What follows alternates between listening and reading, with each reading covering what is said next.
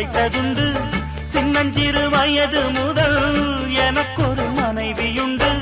கோபம் கொள்ள வேண்டாம் அம்மா, ஹோய் தாங்கிக் கொள்ள வேண்டும் அம்மா.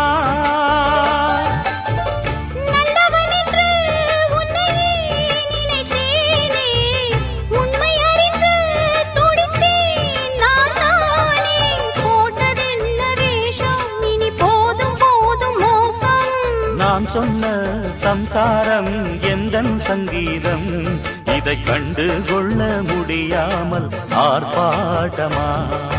தண்ணீரிலே முகம் பார்க்கும் ஆகாயமே, நல்ல பன்னீரிலே நீராடும் பூந்தோட்டமே.